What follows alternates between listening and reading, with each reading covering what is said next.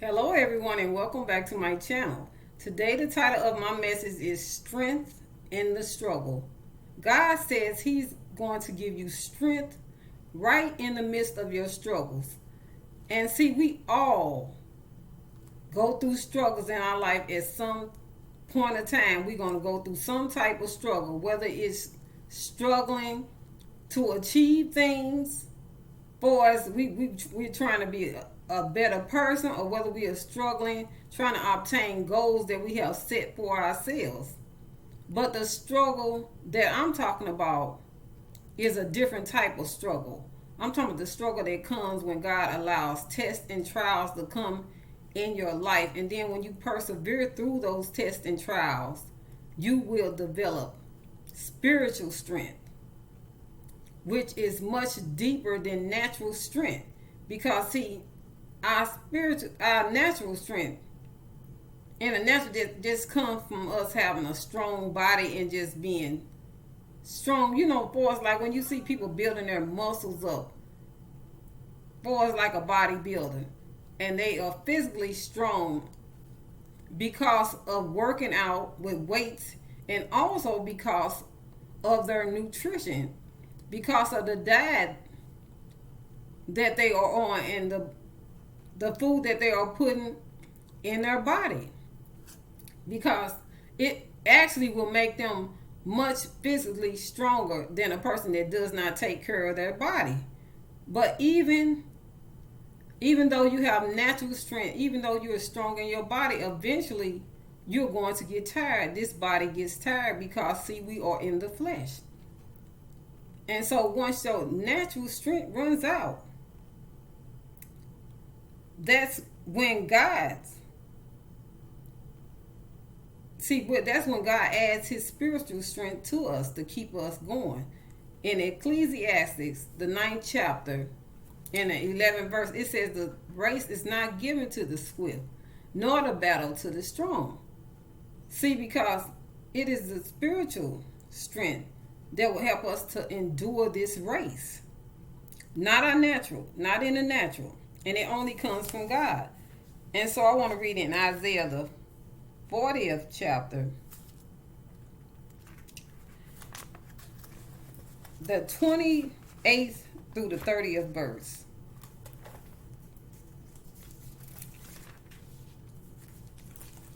And it says,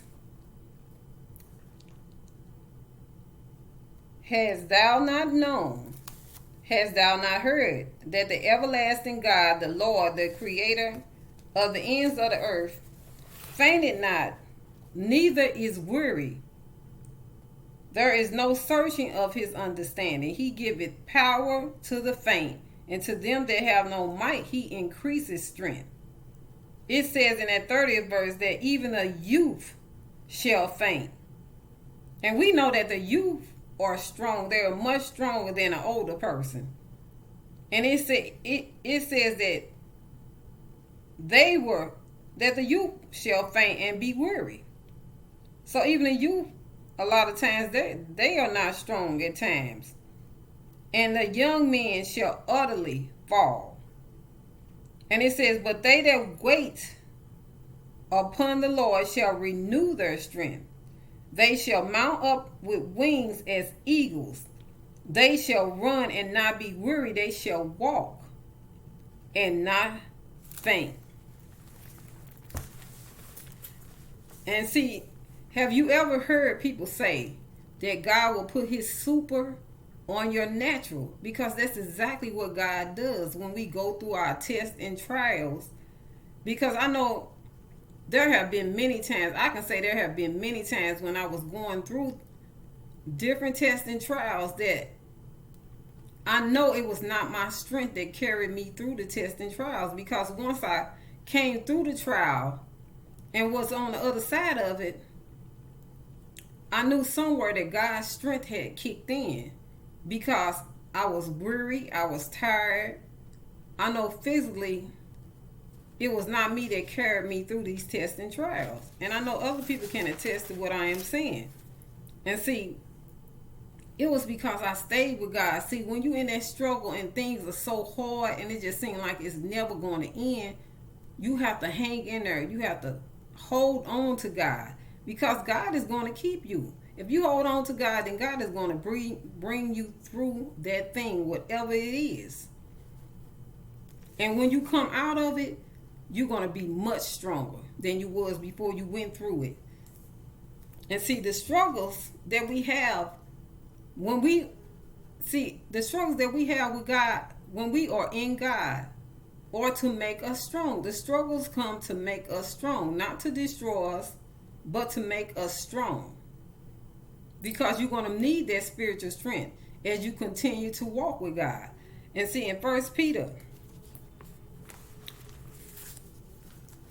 1:7, it says, wherein ye greatly rejoice, though now for a season, if need be, you are in manifold temptation, which means a bunch of struggles, a bunch of tests and trials.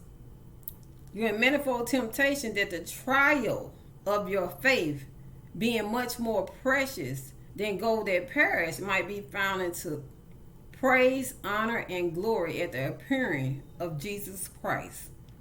And then in 1 Peter 4:12, it says, thinking not strange of the fiery trial that is to try you, though some strange thing is happened unto you. But a lot of times we think it's strange when things happen, or we seem surprised when things happen in our life. Y'all excuse my daughter, because sometimes she has autism, so sometimes you might hear noise in the background, but she's okay. But it says, because, see, as I said before, people, they seem surprised when they begin to struggle with some different type of situations, but they are on purpose. Or like I said, when they begin to experience trouble, because see, God is simply, He just developing your spiritual muscles. And this is the only way that they can develop. And in the generation that we live in now, a lot of times people don't want to go through nothing. Because things have been made so easy for us. We can basically get anything at a drop of a hat without any kind of struggle. And then you look at the people that lived before us, they live with much less resources than we have now. And yet they were much more stronger. They were much more stronger as well. But there is no way that you can be strong unless you go through. So you're going to have to go through. It's the only way that you're going to be made stronger. And I'm talking about spiritually strong. And see, I want to read a bit about Jacob, because Jacob struggled with many things. He struggled through many things. And first of all, Jacob was the son of Isaac. And Isaac had two sons. Jacob was actually a twin. His twin was Esau. And Esau, really, he was the firstborn. So the firstborn usually received the birthright. But in this case, his mother, she wanted to make sure that the birthright went to Jacob. And so what she did was, they called Jacob the deceiver, that he actually deceived his brother out of his birthright. And so once he deceived his brother out of his birthright, and he really realized what he lost, he became angry and he wanted to kill Jacob. And so his parents sent him to live with his uncle Laban. And his uncle Laban was a manipulator as well. And he struggled with his uncle. He stayed with his uncle 20 years. 20 years. And in that 20 years, he struggled through all kinds of things. You have to read it for yourself, because I'm not going to go deeply into what went on with Jacob. But God told him that He was going to be with him. So God was with him in the struggle. He was going to be with him until He brought everything He told him to pass. And so I want to read in Genesis, the 28th chapter, the 12th through the 15th verse.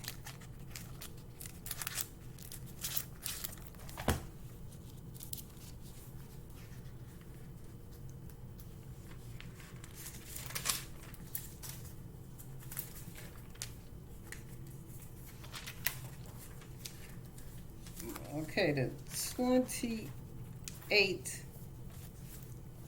And it says, he dreamed, and behold, a ladder set up on the earth, and the top of it reached to heaven, and behold, the angels of God ascending and descending on it. And behold, the Lord stood above it. And see, this was on his way to his uncle's house. And it said, I am the Lord God of Abraham, thy father, and God of Isaac. The land wherein thou liest, to thee will I give it, and to thy seed. And thy seed shall be as the dust of the earth.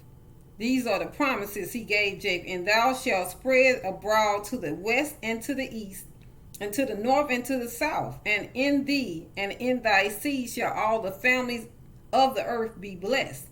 And behold, I am with thee, and I will keep thee in all the places whither thou goest, and will bring thee again into this land, for I will not leave thee until I have done that which I have spoken to thee of. And so he made this promise to Jacob. And so, as I said, he struggled with his uncle through many things. But later on, he struggled. It shows that he struggled with God also, because he was determined he was going to be blessed. And that's what we have to do when we are going through our struggles. We have to hang in there with God, because God, it's a purpose. It's a purpose. And I'm going to tell you, after he struggled with God, he persevered. And what happened? And so I want to go to that 32nd chapter, that 24th and that 28th verse.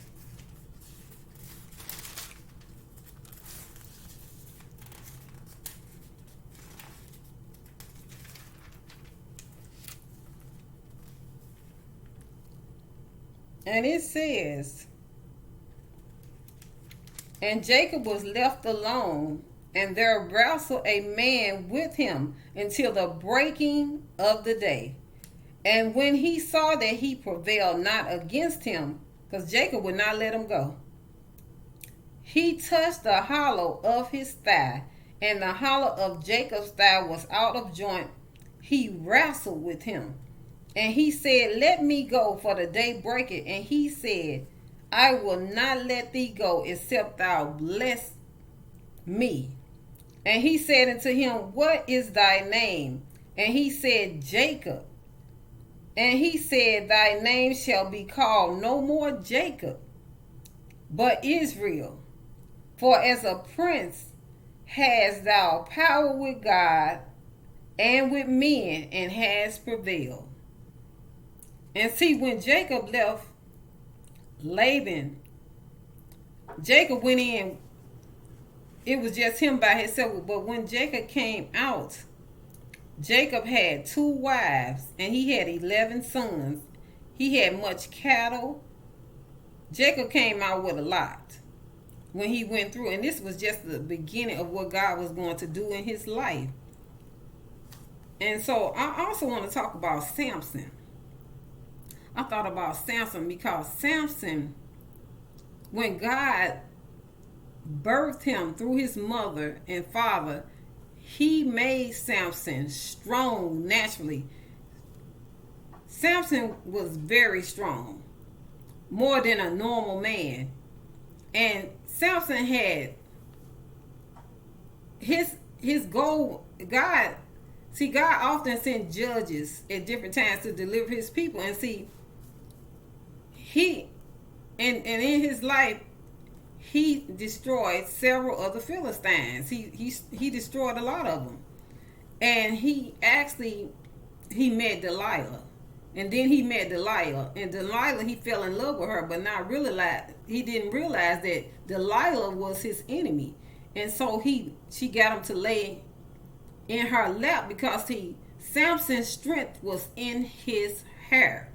And see, his hair was not to be cut because he was a Nazarite from birth.